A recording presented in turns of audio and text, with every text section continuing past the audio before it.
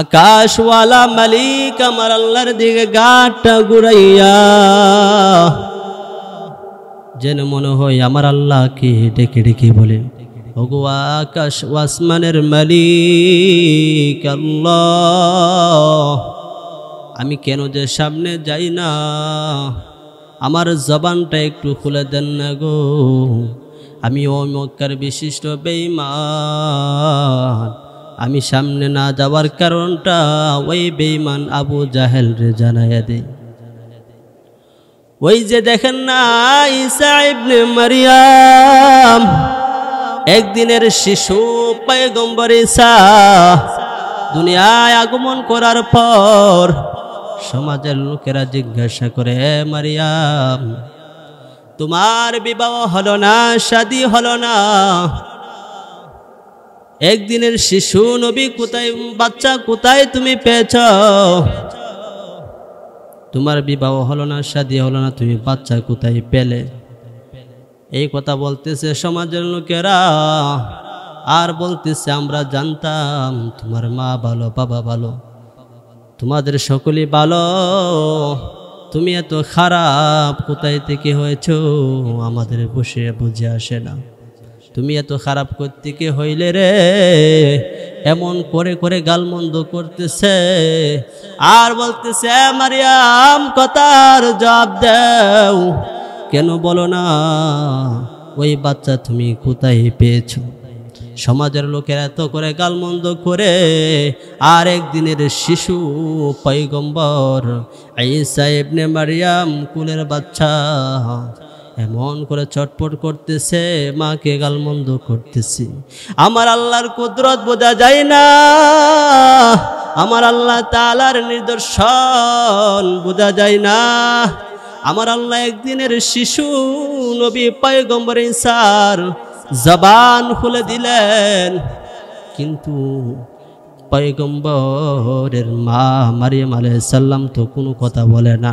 মারিয়াম আলাইহিস সালাম আঙ্গুল দিয়ে ইশারা করে আর বলে ফাশারাত ইলাই, আঙ্গুল দিয়ে ইশারা করে বোঝায় দেয় আমি কিছু বলতে পারবো না, আমার সন্তান পয়গম্বর ঈসা এর জবাব দিয়ে দিবে।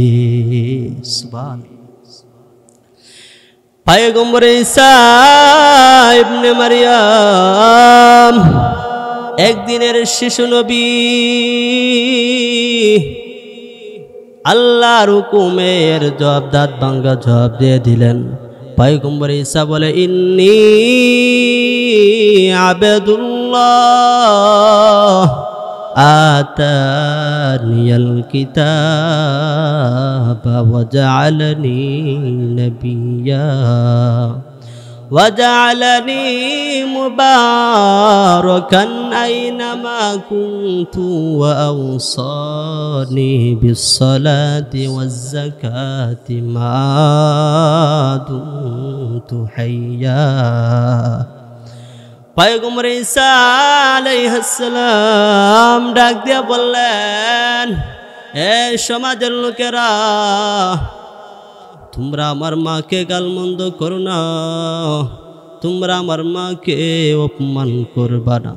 আমি পয়গম্বর ঈসার জবান থেকে শুনে নাও, ইন্নী আবদুল্লাহ, নিশ্চয় আমি আমার আল্লাহর বান্দা, আতানিয়াল কিতাবা ওয়াজআলানি নাবিয়্যা, আমি আল্লাহর বান্দা এবং আল্লাহ রাব্বুল আলামিন আমি ঈসাকে নবী হিসেবে দুনিয়ায় পাঠাইলেন, এবং আমি পয়গম্বর ঈসাকে আল্লাহ তাআলা একটা কিতাব দিয়া পাঠাইছে, এবং আমার আল্লাহ বলেছে আমি ঈসা যেই জায়গায় থাকবো সেখানে রহমত হবে, বরকত হবে।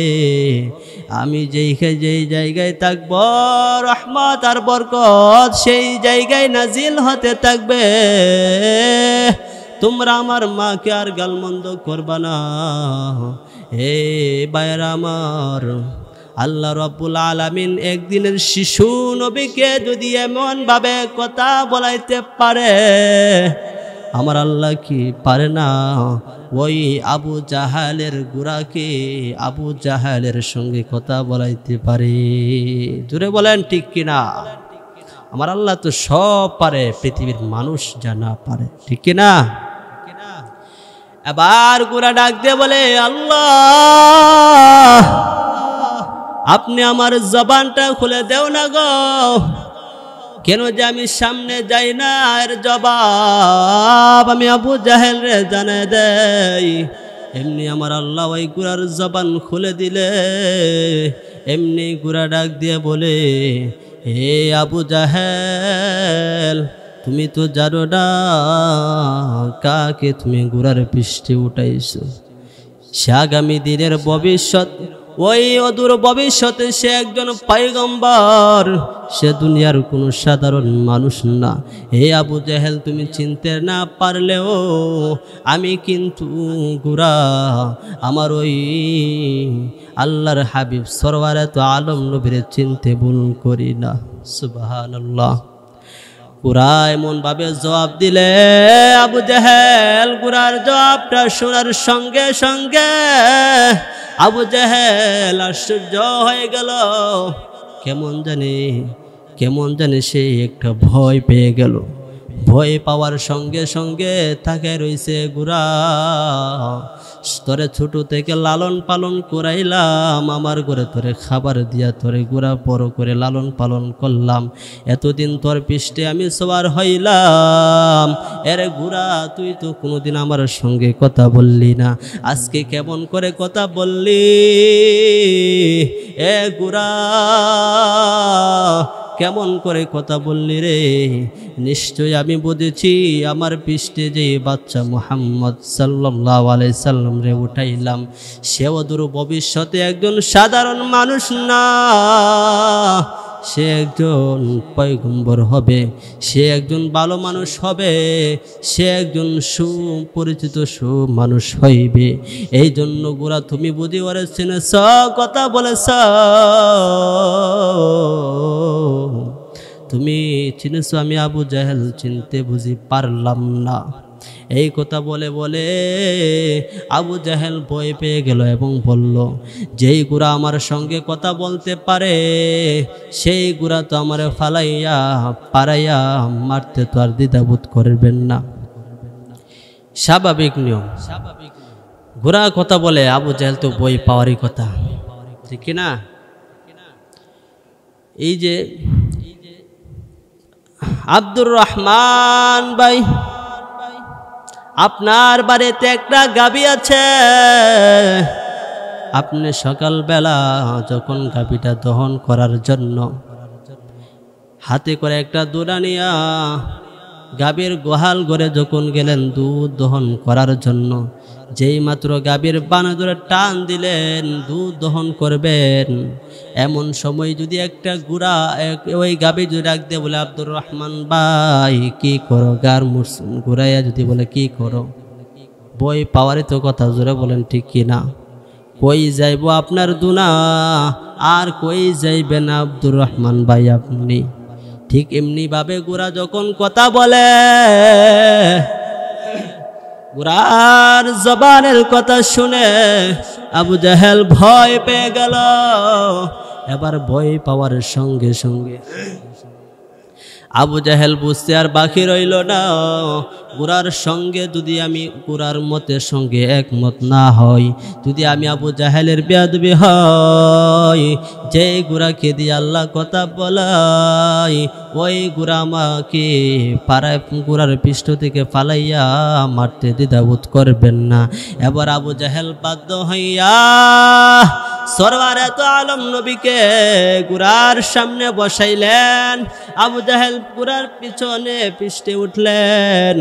এবার ওই গুড়া যাবি আমার নবীর দাদার বাড়িতে, এমনি ভাবে গুড়ার লাগাম ধরে আর টান দেওয়ার প্রয়োজন হয় না, যেই মাত্র দু জাহানের বাদশাহ সরওয়ারে তো আলম নবী শিশু বয়স মাত্র 8 বছরের বাচ্চা যখন ঘোড়ার সামনে বসলেন, এবার লাগাম ধরে টান দেওয়ার প্রয়োজন হয় না, সঙ্গে সঙ্গে ঘোড়া এমনভাবে দ্রুতগামী ঘোড়ার মতো করে দৌড়াইতেছে, এমনভাবে যাইতেছে, এমনভাবে যাইতেছে যেন মনে হয় ঘোড়ার নিচে ঘোড়ার পা গুলি দেখা যায় না, এমনিভাবে যাইতেছিল। যাইতে যাইতে বহু দূর যাওয়ার পর এবার আবু জাহেল এমনিভাবে ভয় পেয়ে গেল। কি ব্যাপার, আমার ঘোড়া তো এমনভাবে কোনোদিন দৌড়াই, এমনভাবে কোনোদিন সওয়ার হইতে দেখি নাই। আবু জাহেল ভয় পেয়ে গেল, ভয় পেয়ে গেল। ঘোড়া এমনভাবে দৌড়াইতেছে, বাড়িতে যাওয়ার সঙ্গে সঙ্গে ঘোড়া থামে গেল। এমনি আবু জাহেল ঘোড়ার পৃষ্ঠ থেকে লাফ দিয়ে নেমে এবার আব্দুল মুত্তালিবের আউলাদের ডাক দিয়া বলে, কোথায় আছো আব্দুল মুত্তালিবের আউলাদেরা, কে কোথায় আছো, জলদি করে আসো। এই যে তাকে দেখো, ওই যে আমাদের ছোট মুহাম্মদ সাল্লাল্লাহু আলাইহি সাল্লাম, 8 বছরের বাচ্চা। তোমরা তাকে কিন্তু ভালোভাবে লালন পালন করবা, তোমরা তার সঙ্গে কোনো রকম বেয়াদবি করবা না।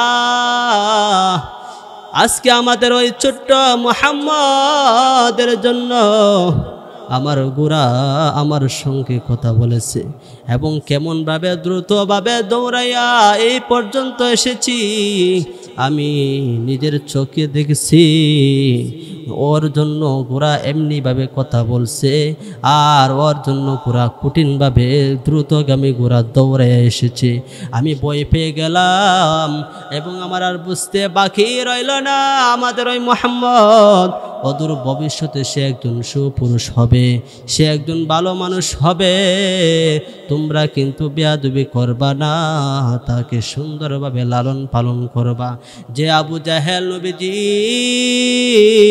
ছোট সময় নবীর গুণগুলো দেখে নবীর জন্য ঘোড়া কথা বলছে, শুনেছে, দৌড়াইছে, ওই আবু জাহেল ছোট সময় সুপুরুষ বলেছে। আমার নবীজির বয়স যখন 40 দিনের একদিন হয়ে গেল, নবীজি আবার আল্লাহর হুকুমে দিনের দাওয়াত প্রচার করতেছে। আবু জাহেল তার সাঙ্গ পাঙ্গরা তাকায় তাকায় দেখে আর বলে, আহারে ছোট সময় তো লক্ষণ আলামত তো ভালোই দেখেছিলাম, এখন তো দেখা যায় মাথা বুঝি নষ্ট হয়ে গেছে, এখন বুঝি বাতিজা মুহাম্মদ ধ্বংসের পথে চলে গেছে, বাতিজা মুহাম্মদ ক্ষতিগ্রস্ত খেসারতে পড়ে গেছে। আবু জাহেল তার সাঙ্গ পাঙ্গরকে নিয়ে এমনিভাবে যখন কথা বলা আরম্ভ করে দিল, আমার নবীজি, আমার মায়ার নবী 40 বছরের একদিন আবু জাহেল তার চাচার কাছে গিয়ে বলেন, চাচা বলো কুলু লা ইলাহা ইল্লাল্লাহ। এই চাচা আপনি কালিমা পড়েন, কালিমা পড়ার সঙ্গে সঙ্গে আপনার ইমানটা আনায়ন হয়ে যাবে, ইমানটা আনতে পারলে আপনার জান্নাতে নেওয়ার দায়িত্ব স্বয়ং আমি আপনার ভাতিজা মুহাম্মদ তার নিজের জিম্মায় নিয়ে গেলাম। কিন্তু কপাল পরা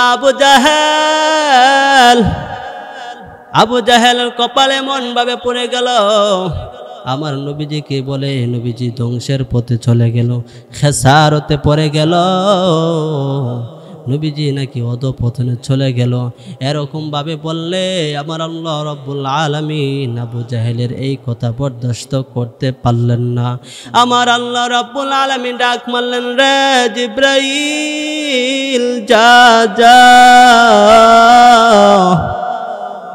জলদি করে আমার হাবিবে কিবরিয়া নবীর কাছে যা, সরওয়ারাত আলম নবীর কাছে যা, গিয়া ওই সূরাতুল আসরি সূরাতুল আসর ওই সূরাটা নিয়ে যা, আমার হাবিবকে সান্ত্বনার বাণী শোনায়া দে। আর আবু জাহেলের ওই কথার দাঁত ভাঙ্গা জবাব তুমি দিয়ে দাও।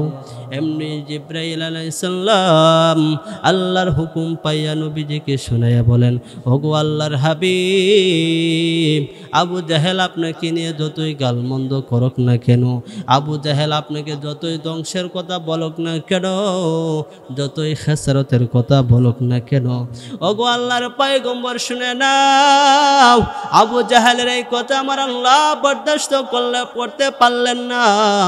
এই কথা আমার আল্লাহ তাআলা তার কুদরতি কান দিয়ে শুনেছে। আমার আল্লাহ এই কথার দাঁত ভাঙ্গার জন্য সূরাতুল আসর আমি জিব্রাইলকে দিয়ে পাঠাইছে আপনাকে শোনানোর জন্য।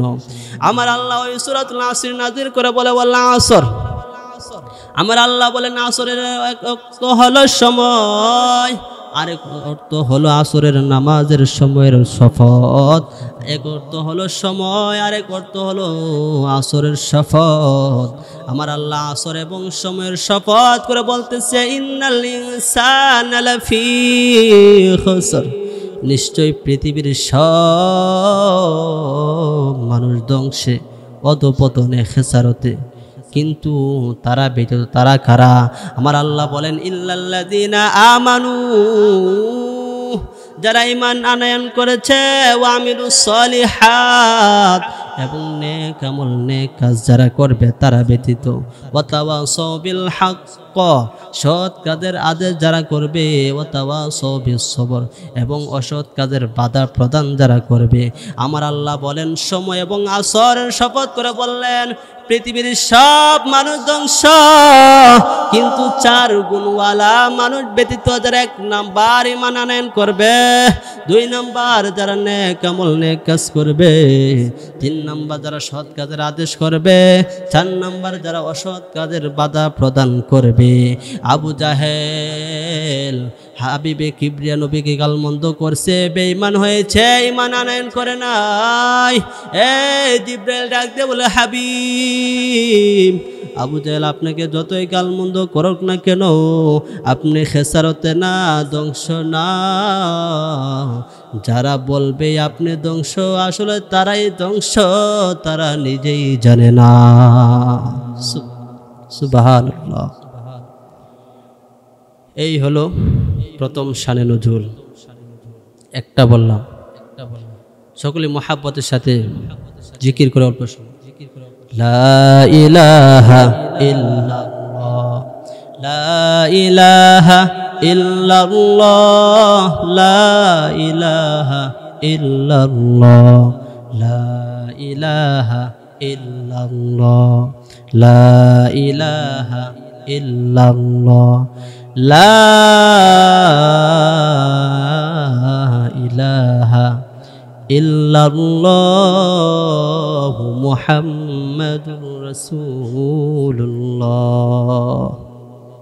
সাল্লাল্লাহু আলাইহি সাল্লাম। তাহলে একটা শানে নুজুল আমরা শুনলাম। এরপরে কোন মুফাসসির লিখেছেন, এই সূরাটা নাজিল হয়েছে মক্কার খলিফায়ে আউয়াল, বলেন তো নামটা কি? নবীর সাহাবী আবু বকর সিদ্দিক রাদিয়াল্লাহু তাআলা আনহু। এই সূরাটা নাজিল হওয়ার 2 নম্বর প্রথম শানে নুজুলটা শুনলাম, যে আমরা এর আগেটা শুনছি মক্কার বিশিষ্ট বেঈমান আবু জাহালকে কেন্দ্র করে।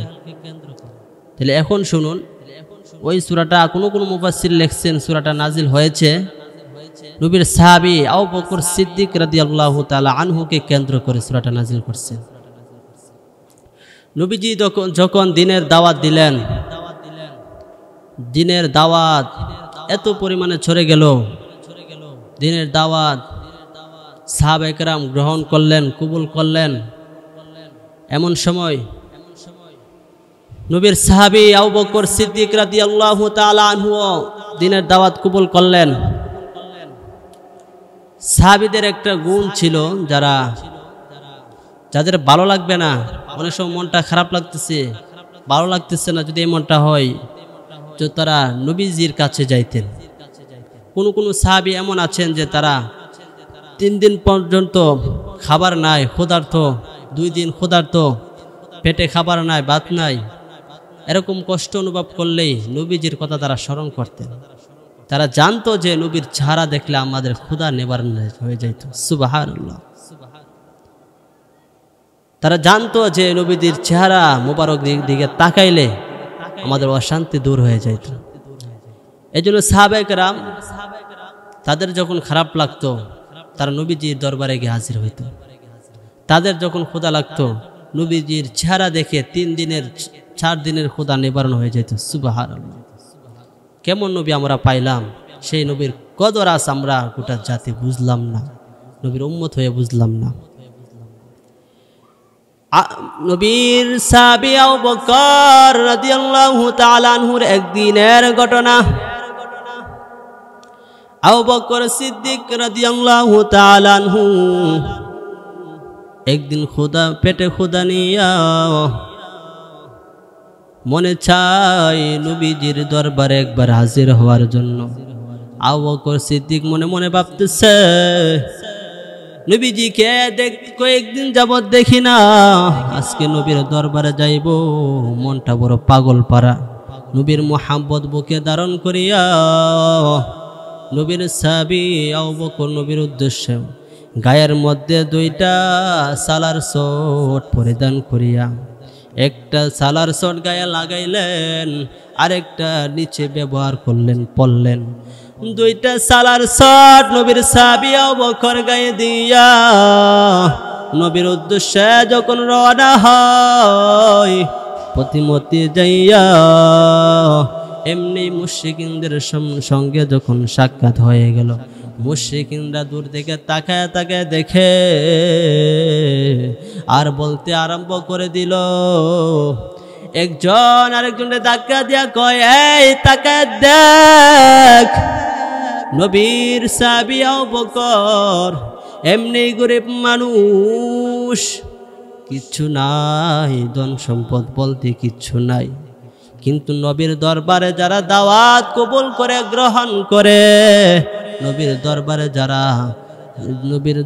যারা প্রায়াত গ্রহণ করে, নবীর কাছে গিয়া যারা ঈমান আনায়ন করে, তারা এমনিই তো গরিব। আবার নবীর দরবারে যাওয়ার পর ধন সম্পদ সব কিছু নবীর দরবারে দিয়া তারা রাস্তার ফকির হয়ে যায়, গরিব হয়ে যায়। এই তাকায়া দেখ, এমনি ভাবে ওই যে আবু বকর ধ্বংস হয়ে গেল, খেসারত পড়ে গেল, অধপতনে চলে গেল, এমনি তো কিছুই নাই। আবার তাকে দেখ, গায়ের মধ্যে 2টা সালার শট লাগাইয়া নবীর দরবারে তারা রওনা হয়েছে। এই কথাটা দূর থেকে যখন সিদ্দিকে আকবরের কানের মধ্যে পৌঁছে যায়, সিদ্দিকে আকবর ওই কথাটা শোনার সঙ্গে সঙ্গে নরম কলিজাওয়ালা একজন মানুষ সিদ্দিকে আকবর রাদিয়াল্লাহু তাআলা আনহু এই কথাটা শোনার সঙ্গে সঙ্গে দুইটা চোখ দিয়া পানিগুলো জার জার করে পড়তে আরম্ভ করে দিল। এমনি সিদ্দিকে আকবর ডাক দিয়া বলে, ওগো আমার আল্লাহ, এই যে মুশরিকিনরা রাস্তার মধ্যে বসে বসে আমার লগে ঠাট্টা মশকরা করলো, এরা বলল আমি আবু বকর নাকি ধ্বংস হয়ে গেলাম, আমি আবু বকর সিদ্দিক নাকি খেসারতে পড়ে গেলাম। আল্লাহ, ওই মুশরিকিনদের ব্যাপারে আমি কিছু বলতে পারলাম না, দুনিয়ার কাউকে জানাইলাম না। এই বিচারটা সরাসরি তুমি আল্লাহর কাছে আমি মামলা দায়ের করলাম। আল্লাহ, তুমি এর জবাব দাও। তুমি এর জবাব না দেওয়া পর্যন্ত পৃথিবীর কারো কাছে এর জবাবের আশা আমি চাই না। এই কথা বলে বলে এবার নবীর সাহাবী আবু বকর কান্না করে করে নবীর দরবারে যায়। ওই দিক দিয়ে আমার আল্লাহ নবীর সাহাবী আবু বকরের মোনাজাত ওই দোয়াগুলো কবুল করে ফেললেন, কলিজায় ব্যথায় কবুল করে ফেললেন। এমনি আমার আল্লাহ ডাক মারলেন, রে জিবরাইল, যারে যা জলদি করে যাও আমার হাবিবের নিকট ওই সূরাতুল আসর নিয়ে যাও এবং ওই সূরাটা তেলাওয়াত করে শোনায়া দাও, এবং আমি আল্লাহর পক্ষ থেকে আমার নবীর সাহাবী আবু বকরকে একটি সালাম পৌঁছায়া দাও। এবার জিবরাইল আলাইহিস সালাম যখন নবীর দরবারে গিয়ে হাজির, নবীর দরবারে যাওয়ার পর ডাক দিয়ে বলে, ওগো পয়গম্বর, রাস্তার মধ্যে আপনার সাহাবী আবু বকরের সঙ্গে রাস্তার মুশরিকিনরা ঠাট্টা মশকরা করলো। আমার আপনার সাহাবী আবু বকর তাদের মশকরা দেখে কলিজার মধ্যে দারুণভাবে ব্যথা লেগে গেল। ওই ব্যথা লাগার সঙ্গে সঙ্গে আমার আল্লাহর কাছে যখন মামলা দিল, আমার আল্লাহ রাব্বুল আলামিন আমি জিবরাইলকে আপনার নিকট পাঠাইছে, আপনার দরবারে আপনার সাহাবী আবু বকর আসার সঙ্গে সঙ্গে আল্লাহর তরফ থেকে আপনার সাহাবীকে সালাম জানাইবেন এবং ওই সূরাতুল আসর সূরাটা তেলাওয়াত করে শোনায়া দিবেন এবং বলবেন, আমার আল্লাহ রাব্বুল আলামিন আবু জাহেলের সাঙ্গ পাঙ্গড়ার মুশরিকিনরা আবু বকরের সঙ্গে ঠাট্টা মশকারি যে করেছে, এর দাঁত ভাঙা জবাব সূরাতুল আসরের মাধ্যমে জবাব দিয়ে দিয়েছে এবং আমার আল্লাহ খুশি হইয়া আপনার সাহাবী আবু বকরের স্বয়ং সালাম জানাইছি। সুবহানাল্লাহ। যেই দরজা দিয়ে জিবরাইল বের হয়ে যায়, ওই দরজা দিয়ে নবীর সাহাবী আবু বকর প্রবেশ করলেন, সঙ্গে সঙ্গে সালাম দিলেন, আসসালামু আলাইকা ইয়া রাসূলুল্লাহ, ওগো আল্লাহর হাবিব। ডাক দেওয়ার সঙ্গে সঙ্গে আমার পয়গম্বর জবাব দিলেন, ওয়া আলাইকুমুস সালাম ওয়া রাহমাতুল্লাহ। হে আবু বকর, তুমি এসেছো, বসো। নবীর সাহাবী আবু বকর বসার সঙ্গে সঙ্গে নবীজি তাকায় দেখে আবু বকরের চোখ দিয়া চোখের কোনায় পানির ফোঁটা দেখা যায়। এমনি নবীজি ডাক দিয়া বলে, আবু বকর, তোমার চোখের কোনায় কেন পানি? নবীর সাহাবী আবু বকর চোখের পানিগুলো আরো ঝরঝর ঝরঝর করে পড়তেছে, না করে করে ডেকে বলে, নবীজি, আপনার দরবারে আসার পথে প্রতিমধ্যে ওই মক্কার মুশরিকিনরা আমি আবু বকরকে নিয়ে ঠাট্টা মশকরা করেছে। ওরা বলেছে আমি আবু বকর নাকি ধ্বংস হয়ে গেলাম, ওরা বলেছে আমি আবু বকর নাকি খাসারতে পড়ে গেলাম। এমনি ভাবে বলতে আরম্ভ করে দিল। এমনি আমার নবী ডাক দিয়ে বলে, আবু বকর, তুমি চোখের পানিগুলো মুছা ফেলাও, কান্না করিও না। এরে আবু বকর, তোমার চোখের পানির ফোঁটাগুলি আমার আল্লাহ পর্যন্ত পৌঁছে গেছে। আমার আল্লাহ তোমার ওই চোখের পানিগুলো দেখা সর্বপ্রথম আমার আল্লাহ জিবরাইলের মাধ্যমে আমি নবীরে জানাইছে, আল্লাহর তরফ থেকে সর্বপ্রথম তুমি আবু বকরকে আমার আল্লাহ সালাম জানাইছে। সুবহানাল্লাহ। আমার নবী ডাক দিয়া বলে, আবু বকর, আমার আল্লাহ শুধু তোমাকে সালাম জানাইছে তা না, শুধু সালাম জানাই আমার আল্লাহ এখানে থামে যাই নাই, স্বয়ং ওই মুশরিকিনদের দাঁত ভাঙা জবাব দেওয়ার জন্য আমার আল্লাহ তোমার ওই ঘটনাকে কেন্দ্র করে আমার আল্লাহ সূরাতুল আসরি নাজিল করেছে। আমার আল্লাহ বলেছেন, ওয়াল আসর, সময়ের শপথ, আসরের শপথ করে আমার আল্লাহ বলে, ইন্নাল ইনসানা লাফি খুসর, ইন্নাল ইনসানা লাফি খুসর। পৃথিবীর সব মানুষ ধ্বংসে, যেই মুনাফিক আর মুশরিকিনরা ওই আবু জাহেল, আবু লাহাব, উতবা, শাইবা, ওলীদ ইবনে মুগিরার সাঙ্গ পাঙ্গ যারা আছে, যারা আপনি আবু বকরকে নিয়ে যারা ঠাট্টা মশকারি করেছে আর ধ্বংসের বাণী যারা শুনাইছে, আমার আল্লাহর পক্ষ থেকে শুনে নাও। আমার আল্লাহ তাদের দাঁত ভাঙা জবাব দেয়া বলে, আসলে ধ্বংস তারা যাদের মধ্যে 4 গুণ নাই, যাদের মধ্যে 4 গুণ আছে তারা ধ্বংসে না, যাদের মধ্যে 4টা গুণ নাই তারাই হলো ধ্বংসে। আমার আল্লাহ বুঝাইতে চাই, পৃথিবীর সব মানুষ ধ্বংসে, কিন্তু তারা ধ্বংসে না। তারা কারা?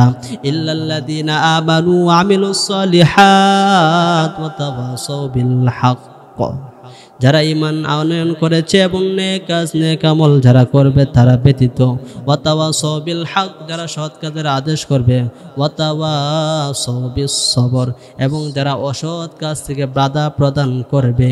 এই 4 গুণওয়ালা মানুষ ব্যতীত পৃথিবীর সব মানুষ ধ্বংসে। আবু জাহেল, আবু লাহাব তারা হলো ঈমান নাই, নেক আমল নাই, তারাই হলো পথভ্রষ্ট, তারাই হলো গুমরাহি, তারাই হলো ধ্বংস, তারাই হলো অধপতন, তারাই হলো খেসারত। হে আবু জাহেল, আমার আল্লাহ জানাই দিছে তুমি ঈমান আনয়ন করার কারণে তুমি হয়ে গেল সফল, তারাই হলো বিফল। তুমি হলো জান্নাতি, তারাই হলো জাহান্নামী। ঠিক কিনা? আমার আল্লাহ বলছে ঈমানওয়ালা যারা তারা হলো আমার হাবিবে কিবরিয়া নবীর ওয়ারিস, এবং ঈমান আনয়ন করার কারণে আমার আখির নবীর উম্মতেরা যারা ঈমান আনবে তারাই আমার নবীর সঙ্গে তারাই যাবে জান্নাতে। ঈমানওয়ালাদের কত দাম, ঈমানওয়ালাদের কত দাম। আমার আল্লাহ ঈমানদারদের দাম বর্ণনা করতে গিয়ে আরেকটি আয়াতে বলে, আমার আল্লাহ বলেন ওয়াবাশশিরিল্লাযীনা আমানু ওয়া আমিলুস সালিহাতি আন্না লাহুম জান্নাতিন তাজরি মিন তাহতিহাল আনহার কুল্লামা রুযিকু মিনহা মিন সামারাতির রিজকান ক্বালু هذا الذي رزقنا من قبل وأتوا به متشابها ولهم فيها أزواج مطهرة وهم فيها خالدون। আমার আল্লাহ বলেন ঈমানদারদেরকে, আমার আল্লাহ বলেন হে নবী আপনি জানায় দেন, ওয়াবাশশির, হে নবী আপনি সুসংবাদ দিন। কাদেরকে দিবেন? আল্লাহ বলেন আল্লাযীনা আমানু যারা ঈমান আনয়ন করেছে, ওয়া আমিলুস সলিহাত এবং যারা নেক আমল নেক কাজ করবে তাদেরকে সুসংবাদ দিন। আবার আমার পয়গম্বর বলেন আল্লাহ কিসের সুসংবাদ? আন্না লাহুম জান্নাত, জান্নাতের সুসংবাদ। কেমন হবে রে ভাই জান্নাত? তাজরি মিন তাহতিহাল আনহার, নাহরুনের বহু বচন হলো আনহার। এই 4টা নহর আল্লাহ বলেন যারা ঈমান আনবে আপনি তাদেরকে সুসংবাদ দিন।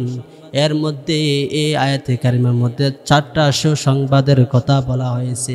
প্রথম 1 নাম্বার আনহার, 4টা নহর, একের ভিতর 4টা নহর আছে। 1 নম্বর নহর হলো পানির নহর, 2 নম্বর নহর হলো মধুর নহর, 3 নম্বর নহর হলো দুধের নহর, 4 নম্বর নহর হলো শরাবের নহর। পৃথিবীতে আমরা কত শরাব পান করি, যেই শরাব পান করলে পরে মাথা মস্তিষ্ক নষ্ট হয়ে যায়। বাবাকে ভাই বলে, ভাইকে কেউ কি বাবা বলে, এমন উল্টা পাল্টা কথা বলে মাথার মস্তিষ্ক ওই শরাব পান করলে পরে মাথা নষ্ট হয়ে যায়। কিন্তু আমার আল্লাহ জান্নাতে এমন শরাবের কথা বলছেন, যে শরাবের কথা আমার আল্লাহ বলেন সেটা কেমন শরাব জানুনি? শারাবান তাহুরা, এই শরাবটা হলো একদম পবিত্র শরাব। যেই শরাব জান্নাতে পান করলে পরে মাথার মস্তিষ্ক আরো ভালো হইতে থাকে। যেই শরাব পান করলে পরে কলিজায় ওই শরাবের ক্ষুধা নিবারণ হয়ে যায়, এমন জান্নাতি মধুর শরাব। 1 নম্বর হলো 4টা, 1 নম্বর হলো 4টা নহর, 1 নম্বর পানির, 2 নম্বর মধু, 3 নম্বর হলো দুধের, 4 নম্বর শরাব।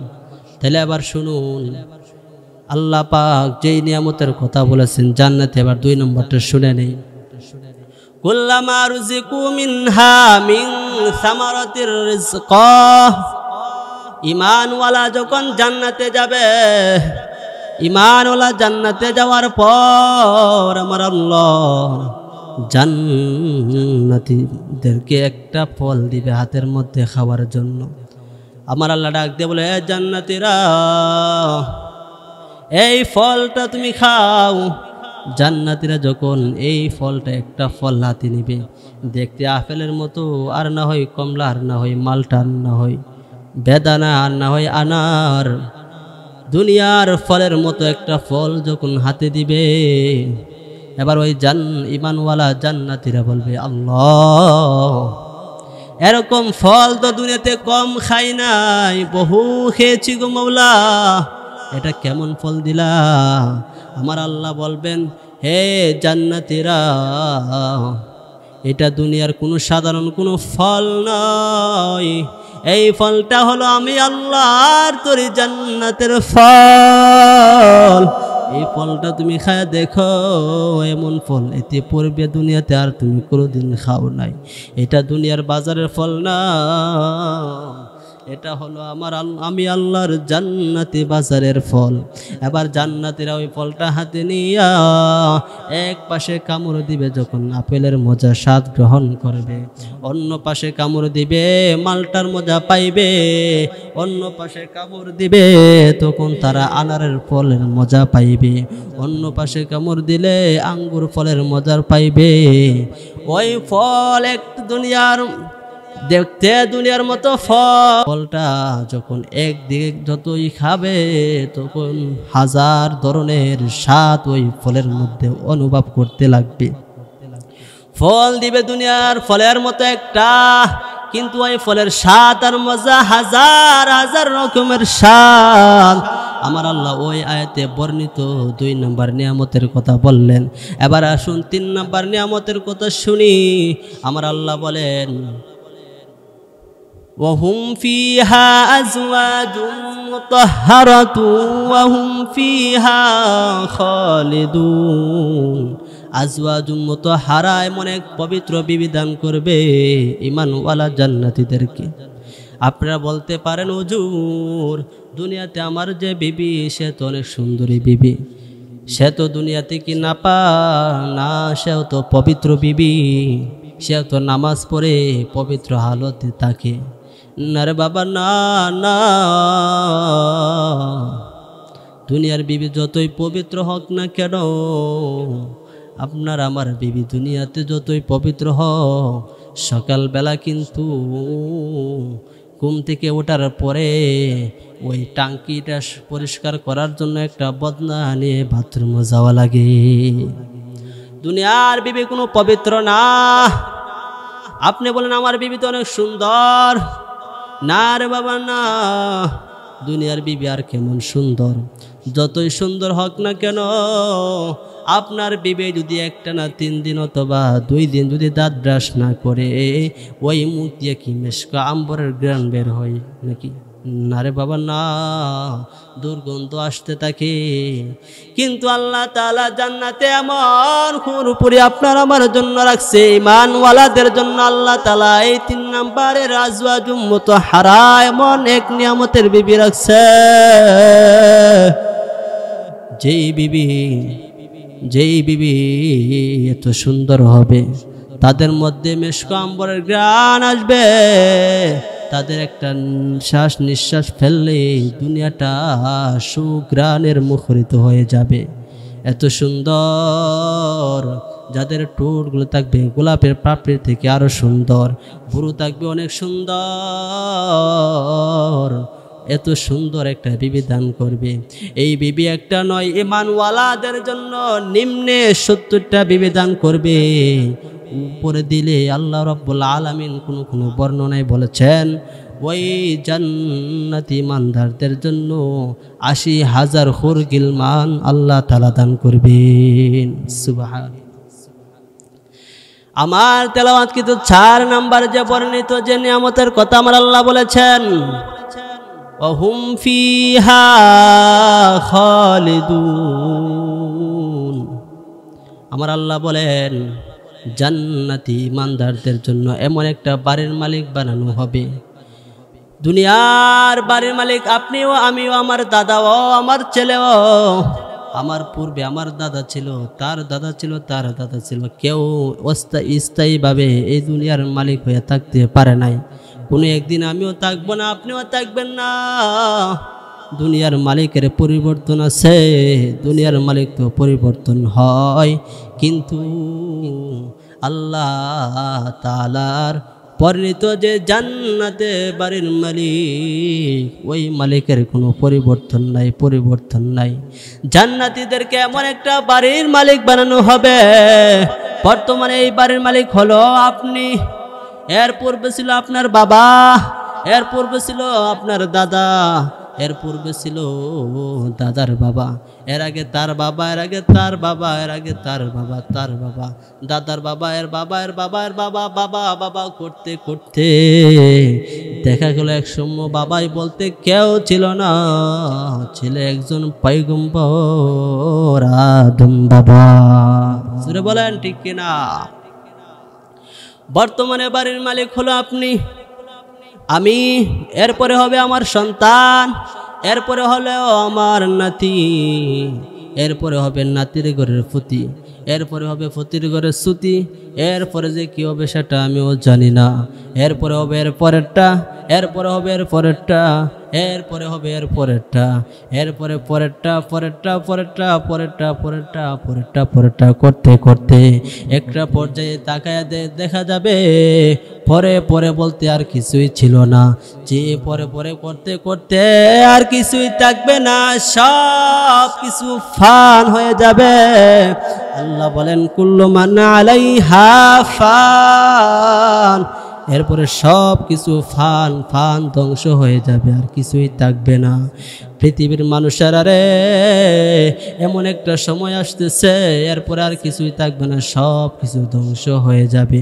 এবার আমরা সকলে যখন কিয়ামতের ময়দানে আল্লাহ রাব্বুল আলামিনের কাঠ গড়ায় দাঁড়াবো, ভাইরা আমার, ইমানদারদের জন্য আমি যেই কথা বলেছিলাম, আমি আপনাদের খেদমতে যেই সূরাটা তেলাওয়াত করেছি, আল্লাহ বলেছেন ওয়াল আসর, আল্লাহ বলেন সময়ের শপথ, সময়ের কসম, আসরের কসম, ইন্নাল ইনসানা লাফি খুসর, পৃথিবীর সব মানুষ ধ্বংসে,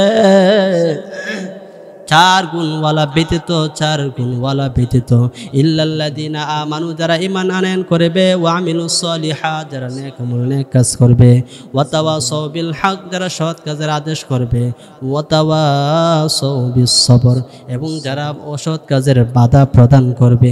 চার গুণওয়ালা ব্যতীত পৃথিবীর সব মানুষ ধ্বংসে, যাদের চারটা গুণ আছে আমার আল্লাহ বলেন তারাই হলো সফল, তারাই হলো কামিয়াব, তারাই হলো চিরস্থায়ী জান্নাতি মানুষ।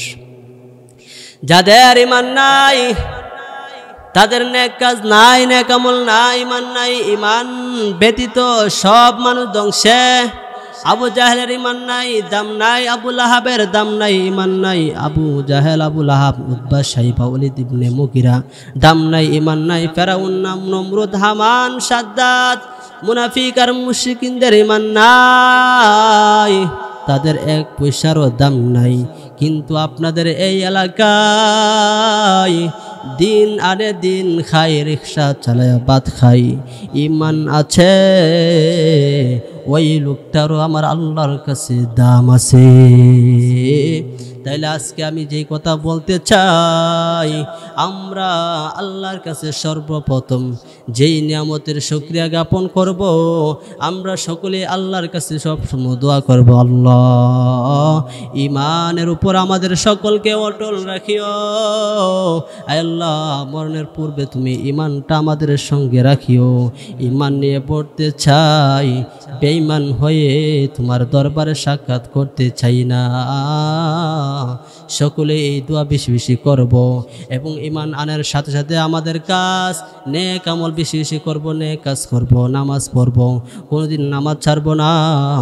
নামাজ হলো মিফতাহুল জান্নাত, জান্নাতের চাবি। আমি আপনাদের খেদমতে যে আয়াতে কারিমা তেলাওয়াত করলাম, ঈমানের মর্যাদা সম্পর্কে বললাম। আল্লাহ তাআলা আমাদের সকলকে ঈমানের উপর অটল রাখার তৌফিক দান করুক।